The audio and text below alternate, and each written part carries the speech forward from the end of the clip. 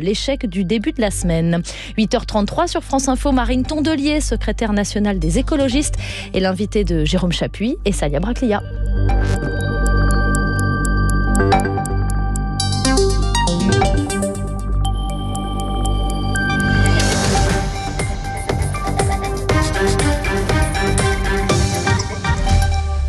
Bonjour Marine Tondelier. Bonjour et merci à vous de l'invitation.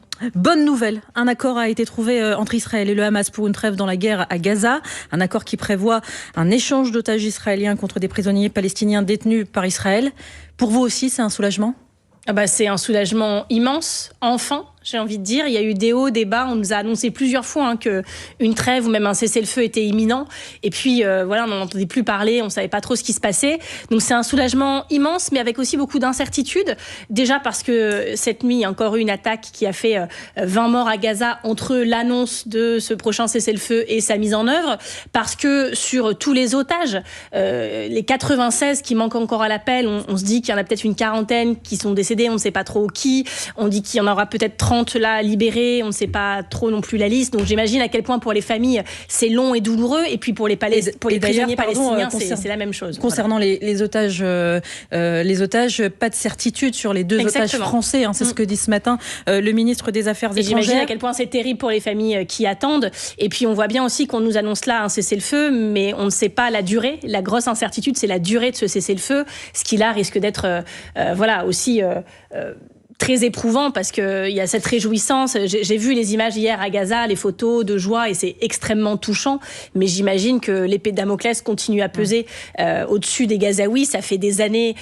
Je ne sais pas si... 15 mois de conflit. Oui, mais c'est 15 mois de conflit, mais c'est aussi plus de 16 ans de blocus. Et donc, il y a une grosse majorité de la population qui n'a pas vécu de période hors blocus en réalité, c'est-à-dire un approvisionnement normal en eau, en nourriture, en médicaments. J'imagine à quel point la normalité n'existe pas en fait pour énormément de Gazaouis, et c'est ça qu'on doit leur offrir comme perspective, la reconstruction des droits et puis une paix durable au Proche-Orient. L'aide humanitaire qui s'apprête à entrer à Gaza, des journalistes aussi peut-être à l'occasion de cette trêve. Qu'est-ce que vous attendez, puisqu'il faut le rappeler, la presse peut très difficilement, quasiment pas accès à Gaza depuis des mois maintenant. Qu'est-ce que vous attendez, puisque c'est un trou noir pour nous tous, pour faire la vérité sur ce qui s'est passé à Gaza ces 15 derniers mois? Vous avez prononcé un mot très important, à mes yeux, la vérité.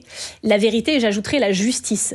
Vous savez, les écologistes, au début des incursions terrestres à Gaza, avaient demandé une chose qui nous paraissait pas anodine, mais facile à faire. L'entrée d'inspecteurs de la Cour pénale internationale dans Gaza. Pourquoi ? C'est pas eux qui auraient, ils sont pas casque bleu, ils auraient pas arrêté le conflit, mais leur simple présence aurait empêché l'impunité, aurait empêché le fait que certains soldats israéliens, manifestement, se sont permis, parce que des choses atroces, parce qu'ils savaient que personne ne pourrait jamais les poursuivre, savoir qui c'était, où, quand, comment, que la vérité ne pourrait pas être faite.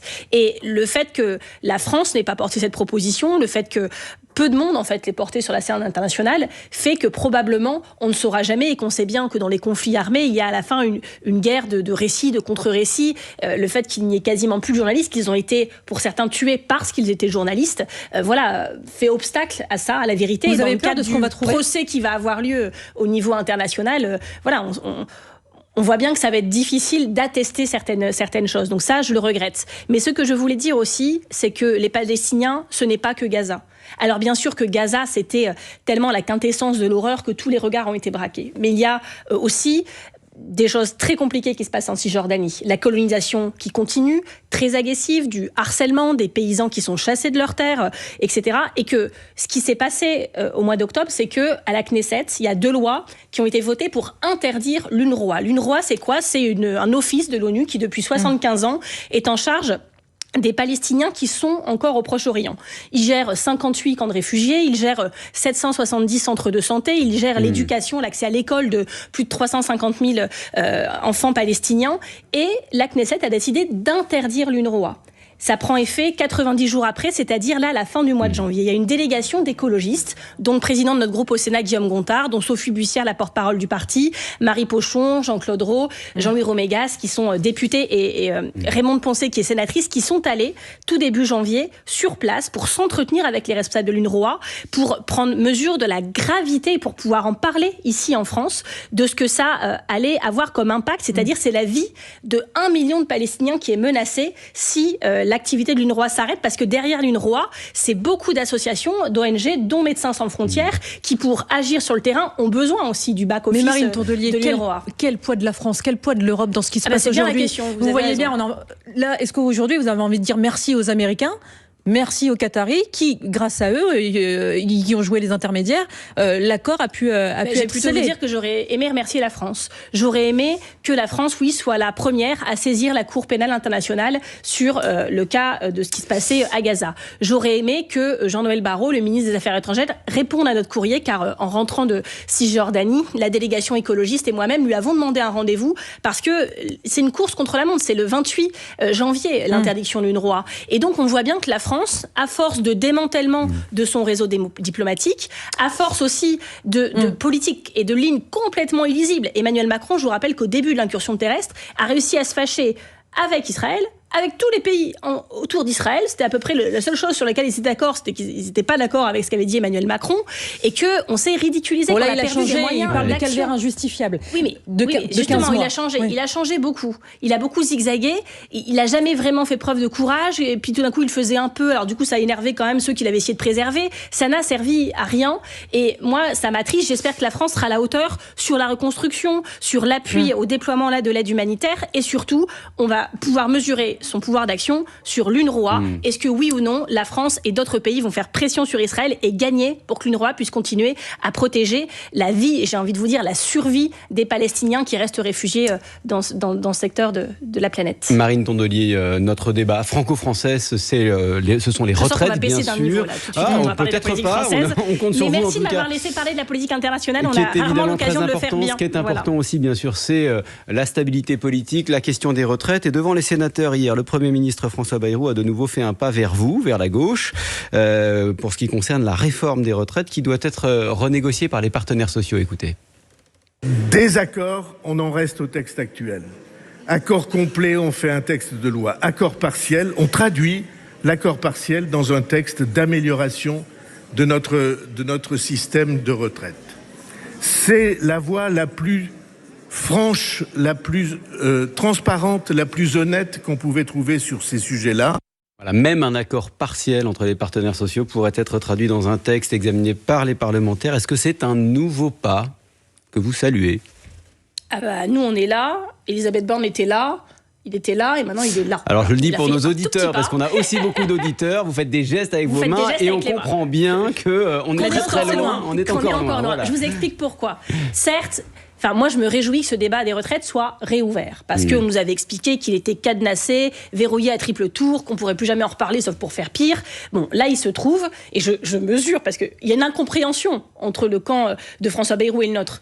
Ils disent, mais on vous a tous aidés, vous ne vous rendez pas compte du symbole de ce que ça nous coûte, donc ok, ça leur coûte quelque chose et merci pour ça. Voilà, je suis capable de le dire. Non, c'est pas un acquis du tout. Je leur dis merci pour ça parce que j'ai compris que ça leur coûtait mentalement beaucoup, parce que c'est un sacro-saint truc auquel il fallait pas toucher. Et j'ai mesuré que pour Elisabeth Borne, qui lisait en même temps que François Bayrou parlait à l'Assemblée nationale, qui lisait son discours mot pour mot au Sénat, comme c'est la tradition, quand elle a dû lire ces phrases-là, j'imagine que pour elle c'était difficile. Mais vous savez bien que l'enjeu c'est pas seulement l'honneur ou le déshonneur de pour les millions de Français qui ont manifesté et dont on n'a jamais tenu compte des revendications. C'était aussi difficile pour les députés qui étaient majoritaires à ne pas vouloir cette réforme et sur qui on a roulé dessus à coups de 49.3, d'obstruction sur la niche parlementaire qui aurait permis d'abroger ce texte à l'Assemblée. On voit bien que ça n'a pas été légitime comme manière de faire. Vous parlez du passé, et donc, le présent. Il faut quand même le donner, le passé. Alors, le présent, c'est qu'on nous vend ça comme une grande opération, on va tout rediscuter. La réalité, quand même, c'est que la manière dont s'y prend François Bayrou, c'est qu'il place le patronat, et le MEDEF en particulier, en position de force. Pourquoi ? Parce qu'il dit, on peut rediscuter de tout, sauf que, en gros, si vous n'êtes pas d'accord, on garde la loi Borne, mais la loi Borne, c'est quand même la loi du MEDEF. Donc eux, en fait, ils perdent rien, et puis ils y gagnent. C'est-à-dire que s'ils n'ont pas envie de faire une concession, rien ne les oblige à le faire, rien ne les incite de l'échec même à le de faire. ces négociations. Peut-être qu'il y a des sujets à la marge sur lesquels on tombera d'accord et j'en serais ravie. Mais vous voyez bien que le MEDEF n'a aucun intérêt à bouger sur rien, puisqu'il est acté que s'ils ne bougent pas, ils gardent la réforme qu'ils ont souhaitée. Sauf que la ministre du Travail, Astrid Panosyan-Bouvet, qui était à votre place hier, elle dit... Arrêtez de dire ce genre de choses, parce qu'elle disait en gros, il faut comprendre que le patronat veut à tout prix de la stabilité, notamment de la stabilité politique, parce que sinon c'est pas bon pour les affaires. C'est vrai. Donc arrêtez effectivement de préjuger qu'il n'y aura pas d'accord, parce que eux aussi, ils sont dans l'obligation de faire un effort. Marie-Lise Léon, syndicate, donc à la tête de la CFDT, elle dit ce matin, elle salue une opportunité inédite pour négocier. Tout en disant que les règles du jeu sont un peu pipées aussi. Elle le dit pas de la même manière que Sophie Binet, mais elle le dit quand même. Mais elle dit que ce serait trahir les travailleurs de ne pas aller négocier. Ça, c'est sûr. Et moi, attendez, j'ai pas dit qu'il fallait pas y aller. J'ai dit que les règles du jeu étaient pipées. Mais je vais vous dire, malheureusement, dans ce pays, les règles du jeu pipées, on en a l'habitude. On fait des cahiers de doléances, ils sont pas lus. On fait des textes de loi, il y a de l'obstruction. On manifeste, tout le monde s'en fiche. Et on vote et on arrive en tête des élections. On n'est pas à Matignon. Oui, les règles sont pipées. On va pas, pour autant, rester sur le banc de touche à dire, nous, on attend que les règles soient justes. Mais là, oui, on va se battre.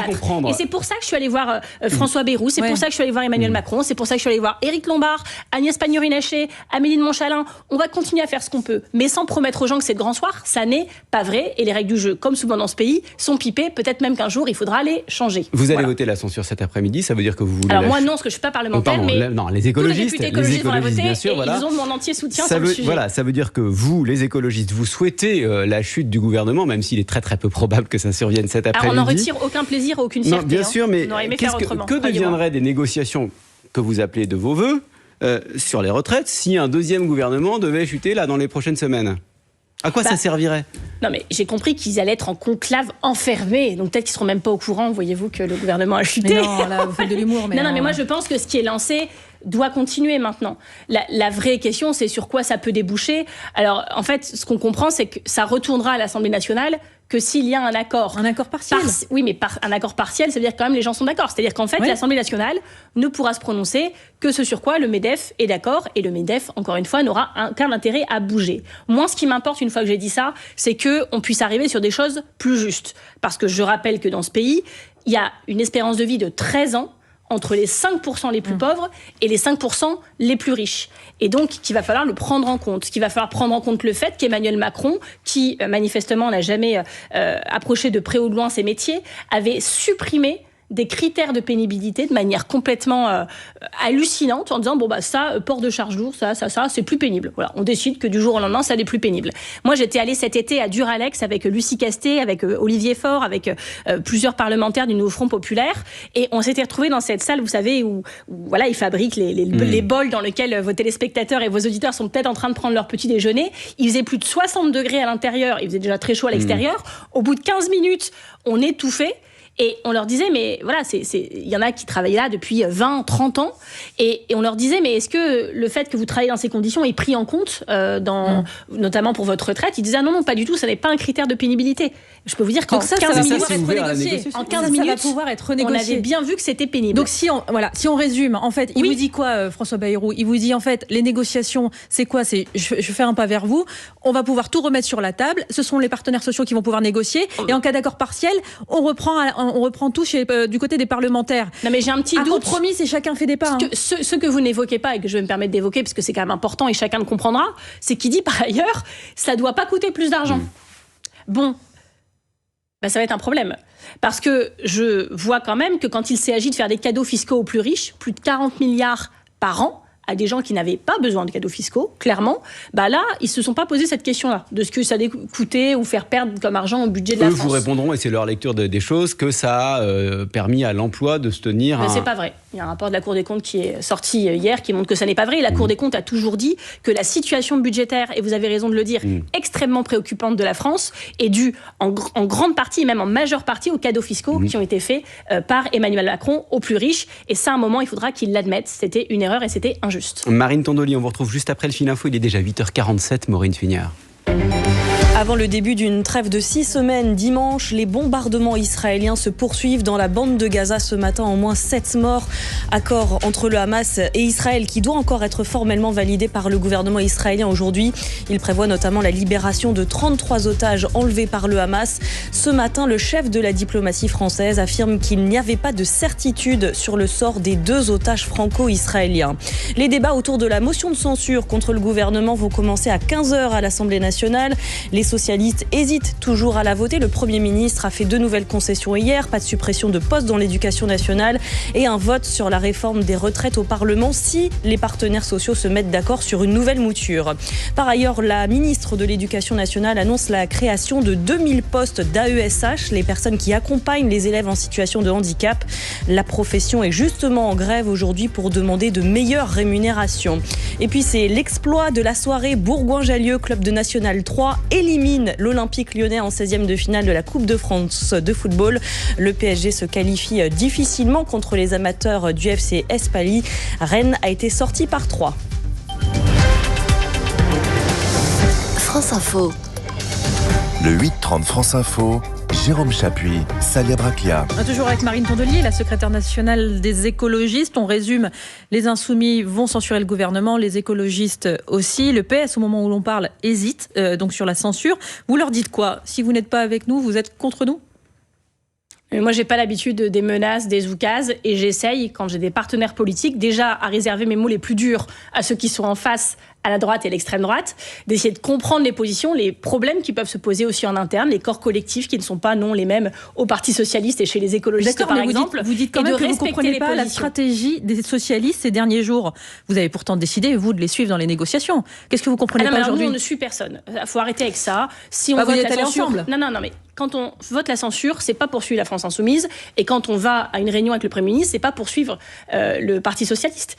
On prend nos décisions en fonction de nos valeurs, des causes qu'on nous défend et des personnes que l'on doit protéger. C'est aussi simple que ça. Et là, cette vous comprenez lecture pas de toujours dire il se rapproche du LFI, c'est du PS, en fait, c'est pas comme ça qu'on décide chez les Verts. Pourquoi c'est vous très comprenez mal de pas connaître. D'ailleurs, parce qu'on a une psychologie, vous savez, très contrariée, et suffirait qu'on nous dise ça, d'ailleurs, qu'on a envie de faire l'inverse. Mais plus sérieusement, nous, on décide en fonction de l'écologie et de la justice sociale. Ça a toujours été comme ça. Oui, il y a un fait politique majeur qui se passe là, c'est que la France n'a pas de budget au 31 décembre, qu'on commence l'année 2025 sans de budget, que les appels à projets culturels, sociaux, environnementaux ne peuvent pas être lancés et que ceux que ça met en première ligne, ce sont les plus vulnérables, que ce soit des citoyens ou des petites entreprises. On est très clair là-dessus, ça a exigé de notre part que oui, nous ayons essayé de discuter et faire tout notre possible, et aussi parce que sur le plan environnemental, excusez-moi, c'est la catastrophe à tous les étages, on en parlera sûrement après, et donc que dans ces cas-là, quand on vous propose de discuter, ce serait incompréhensible de dire non, nous on ne discute même pas. Mais là, pourquoi vous ne comprenez plus la stratégie des socialistes qui essaient de trouver encore un compromis ? Donc nous allons discuter.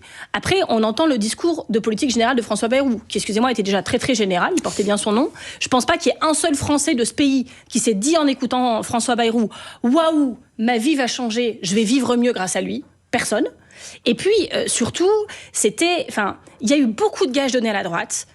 Sur, par exemple, l'immigration, il en a fait un sujet phare de son discours, là où l'écologie, il en a parlé sans parler de loi 158 immigration, mois. par exemple. Sans parler de loi immigration. Oui, mais vous voyez, c'est ça le problème en ce moment. C'est qu'on en est rendu à se réjouir quand ils font pas n'importe quoi, on dit ouf. En fait, on dit jamais chouette, on dit ouf. Non, je vous dis, c'est votre point de vue, mais à droite, par exemple, ils diront, il y a eu notamment aussi chez François Bayrou, ils diront qu'il y a eu au moins 3 ouvertures dans votre direction, c'est-à-dire la réouverture des négociations sur les retraites, on en a parlé, la suppression des 4000 suppressions de postes dans l'éducation nationale et l'arrêt du déremboursement des médicaments qui était prévu dans le qui était prévu dans le budget et il l'a acté et c'était une demande de la gauche. Ces 3 points, ça ne vous suffit pas? Non, ça suffit pas. Le compte n'y est pas, on l'a toujours dit. Et puis, je vais vous dire, on a discuté énormément. On a aussi demandé des choses très fortes sur la justice fiscale. On en a parlé juste avant. On ne peut pas continuer dans ce pays à faire Robin des Bois à l'envers, où les riches, qui sont de plus en plus riches, payent moins d'impôts, et les pauvres, qui sont 9 millions dans ce pays, chaque jour un peu plus nombreux et chaque jour un peu plus pauvres, eux n'ont aucune concession. Mais là-dessus, il a donné une réponse. Il a dit qu'il réfléchit à une taxe anti-optimisation pour les vous savez ce qu'on a appris hier ? Qu'il ne pourrait pas la faire. Et qu'il n'allait pas la faire. Et donc c'est pour ça que moi, je suis comme Saint Thomas, je ne crois que ce que je vois. Il y a aussi beaucoup de choses dont nous avions discuté, dont nous avions l'impression qu'elles étaient actées, qui n'ont pas été annoncées. Et donc, on attend de voir aussi ce qu'il en est. De quoi vous parlez ? Non, mais sur plein de mesures sociales, vous voyez, sur le ticket modérateur, là on a parlé de l'éducation nationale, mais on a parlé beaucoup des services publics, on a parlé des finances des collectivités qui sont en première ligne et qui n'y arrivent pas sur là l'environnement. Aussi, il a reculé par rapport au premier projet de budget. On était à 5 milliards d'économies, on n'est plus qu'à 2,5. Pour que les spectateurs comprennent bien. Par exemple, sur l'environnement, il y a un fonds qui s'appelle le fonds vert. C'est pas un fonds pour les verts. Hein. Le fonds vert, c'est un fonds pour, par exemple, empêcher les inondations dans votre ville, faire que vos territoires soient mieux adaptés au changement climatique, etc. Bon, ce fonds vert, il a été créé par Elisabeth Borne en 2023, très récent. Et elle dit, je mets autant d'argent, puis tous les ans, ça va augmenter. Bon, là, 2025, moins 60%.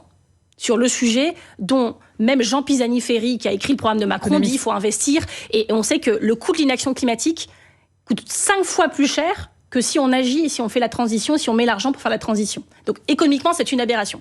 Il baisse de 60%. On hurle, on va en rendez-vous. Alors, le premier rendez-vous, ils disent « Ah oui, bon, on va regarder ». Deuxième rendez-vous, ils disent « Ah, on n'a pas eu le temps de regarder sur ce point précis ». C'est du manque de respect déjà, parce que si, quand ils voient les écologistes avec les socialistes et les communistes, ils se disent pas « Tiens, ils vont sûrement nous poser une question sur le fonds vert dont ils parlent depuis 3 mois en alertant », soit c'est de l'amateurisme, soit c'est se moquer de nous, et dans les deux cas, c'est un problème, à ce niveau-là, de responsabilité. Ensuite, ils finissent par nous dire « Non, mais en fait, vous savez, dans tous les appels à projets de France, comme le budget il va être sur 10 mois et pas sur 12 mois, il y aura la règle des 10 douzièmes. C'est-à-dire que tous les appels à projets de France, on va enlever 2 douzièmes en disant il y a déjà 2 mois de passé, donc voilà. Et nous, on vous offre une grosse concession. Le fonds vert, en fait, c'est comme s'il augmentait de 10%, parce qu'on va pas faire la règle des 10 douzièmes sur le fonds vert. Et donc, ça augmente. J'ai dit, attendez, ça augmente par rapport à quoi ? Par rapport à l'année dernière ou par rapport au budget Barnier ? Ah non, par rapport au budget Barnier. Donc, vous voyez, le budget Barnier, il a sabré partout. C'était un budget de sabre sur tous les domaines, en particulier sur ceux que je défends. C'est le texte de base pour le nouveau budget. Ah on réaugmente, il baisse de 60%, on va peut-être augmenter de 10%. Réjouissez-vous, camarades. Eh bien non, parce que c'est une politique de moins 10 ans. On joue clairement en défense. On est en train d'essayer de faire de l'interposition sociale et environnementale entre Macron, ce gouvernement et les Français. C'est ça qu'on fait. On essaye d'activer le freinage d'urgence de l'austérité, mais il n'y aura pas de quoi se réjouir. Je vous l'annonce d'ores et déjà, et les socialistes le savent. Revenons, effectivement. On essaie juste de faire en sorte que ce soit main pire. Ce ne sera pas un budget chouette, bien, réjouissant, enthousiasmant. Ça va être terrible, et on pèse de tout notre poids sur la balance pour que ça le soit le moins possible, mais en ayant malheureusement assez peu d'espoir. Donc revenons à la politique politicienne, parce que ça vous concerne avec le nouveau Front Populaire. Jean-Luc Mélenchon qui dit carrément que ceux qui ne voteront pas la censure s'excluent d'eux-mêmes du NFP. Et il va même plus loin, il dit qu'il met carrément une option LFI sur les circonscriptions pour les élections à venir. Là-dessus, vous êtes aligné. Vous êtes aligné ? On voit que ça marche, sa méthode. Parce que résultat, c'est qu'il y a des députés socialistes qui étaient très mal à l'aise à l'idée de voter, de pas voter la censure, qui trouvent, ils voient bien qu'en fait il faut la voter, et qui sont exaspérés que Jean-Luc Mélenchon se comporte comme si il est tenu en laisse, et comme s'il est menacé, et comme s'il votait la censure, en fait, il se couchait face à Mélenchon, parce que c'est ça aussi que vous, du coup, vous racontez, ce que Mélenchon raconte. On dit juste ce qu'il dit. Et non, mais du coup, vous voyez, on est prisonnier de ce truc-là tout le temps. Et moi, j'en ai marre. C'est Jean-Luc Mélenchon qui dit ça, c'est pas nous. Donc en fait, il y a une réaction après de votre côté. J'en ai marre quand même. J'en ai pas marre que de vous. Parfois, vous lui dites ça, Jean-Luc Mélenchon. Oui, mais je trouve ça fatigant parce qu'en fait, tout en France, ça a été valable sur plein de sujets, devient non pas un débat pour ou contre les Français, mais pour ou contre Jean-Luc Mélenchon. Jean-Luc Mélenchon n'est pas le sujet de cette motion de censure demain. Le sujet de la motion de censure, d'aujourd'hui d'ailleurs, c'est est-ce qu'on a confiance ou pas dans ce gouvernement ? C'est comment on fait pour avoir le meilleur budget possible, ou plutôt, vous avez compris, le moins pire. Donc nous, on estime que là, maintenant, il faut dire que ça suffit, que ça ne nous empêche pas de continuer à discuter, parce que, moi, je vais vous dire, on a eu des textos de ministres qui ont dit, franchement, sur l'environnement, on est désolé, vous avez raison d'être scandalisé, c'est scandaleux.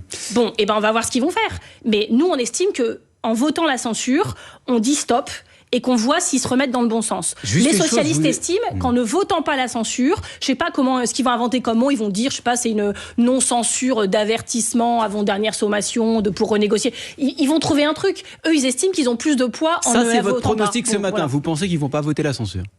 Je pense que la plupart d'entre eux ne la voteront pas. Vous pensez qu'ils seront divisés en plus ? Vous parlez. Je vois qu'ils sont divisés. Oui, on se parle tout le temps. Et je crois d'ailleurs que les discussions chez eux vont continuer jusqu'au dernier moment parce que c'est difficile. C'est difficile vis-à-vis de leurs militants, c'est difficile au niveau du parti, dans les discussions du parti, c'est difficile au niveau du groupe. Mais franchement, quand Jean-Luc Mélenchon dit rentrez tous à la niche, tous à la maison, en plus c'est un vocabulaire à chaque fois soit viriliste, soit humiliant, ça n'aide pas les gens à se prononcer sereinement. Donc voilà. Et vous le dites aux Je Insoumis, regrette. ça ? Quoi ? Vous le dites aux Insoumis qu'il y a un problème de vocabulaire Alors, quand moi, j'ai même la tendance à dire tout le temps. Entre donc, partenaires qu'il y a un problème de vocabulaire entre partenaires, je crois que je l'ai souvent dit, y compris sur votre plateau. Une dernière question. Le respect, c'est important en politique, à commencer par ses partenaires, mais en fait, c'est mieux avec tout le monde, par ailleurs. Marine Tondelier, l'investiture de Donald Trump aura lieu lundi. Il n'y a vraiment que des bonnes nouvelles ce matin, vraiment. C'est lundi. C'est de pire en pire. Il prendra officiellement les rênes des États-Unis lundi. Plusieurs Français sont invités. Éric Zemmour, Sarah Knafo, donc de Reconquête, Marion Maréchal Le Pen, mais pas Emmanuel Macron. Comment vous traduisez ça ? C'est assez clair et logique, finalement. Je pense que tous les gens qui sont invités déjà doivent le prendre comme un honneur. Et puis, surtout, ça va être un mauvais moment à passer, mais ça va être que le début des problèmes.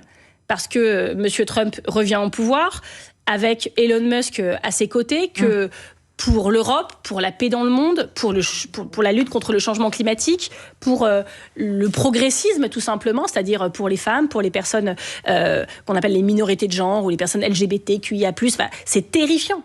Moi, je me mets à chaque fois à la place des personnes qui vivent dans ce pays, qui se sentent menacées par ce monsieur qui va être leur président et avoir des pouvoirs immenses. C'est terrible. Elon Donc, tout le monde Musk soutient à eux. Que vous avez cité, qui va faire partie de l'administration Trump. C'est aussi le patron du réseau social X. X devenu une véritable machine de désinformation, une arme de destruction massive de la réalité factuelle et la caisse de résonance des courants d'extrême droite. C'est ce que dit votre collègue Sandrine Rousseau. Elle vous appelle... Elle n'est pas la seule à le dire, tout le monde le dit. Quitter. Oui, mais alors c'est la seule à proposer non, à ce que vous quittiez tous en même temps le 20 janvier. Alors, Sandrine Rousseau a écrit à tous les députés du NFP. Voilà. Moi, j'en ai parlé à mes collègues chefs de parti. Donc, on l'a fait toutes les deux. J'en ai parlé beaucoup dans les médias la semaine dernière. Et il y a un vrai débat. C'est-à-dire, est-ce qu'on doit quitter X ou est-ce que c'est X qui doit nous quitter ? C'est-à-dire qu'à un moment, moi, je pense que si vraiment quelque chose est problématique, alors oui, s'il continue d'exister, il faut partir. Mais la mère de toutes les batailles, c'est que ce réseau soit fermé. S'il ne respecte pas la loi, Elon Musk a trafiqué l'algorithme de X pour qu'il mette en valeur des informations mensongères.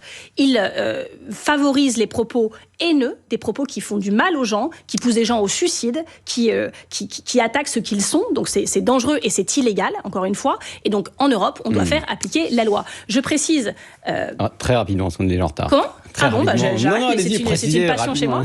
Non, mais je trouve qu'il y a beaucoup d'hypocrisie chez des personnes qui se prétendent patriotes à tous les étages, tous les jours, chaque semaine, et qui tout d'un coup n'ont aucun problème à ce que M. Musk, parce qu'il est leur ami, puisse faire de l'ingérence dans la vie politique européenne. Moi, peut-être que je ne crie pas patriote tous les matins, mais je pense l'être beaucoup plus que ces personnes-là, qui se reconnaîtront. Marine Tondelier, vous étiez l'invitée de France Info ce matin. Merci d'avoir été avec nous. Je vous laisse en compagnie de Sally Roy, qui a Renaud Dely les informer dans quelques minutes.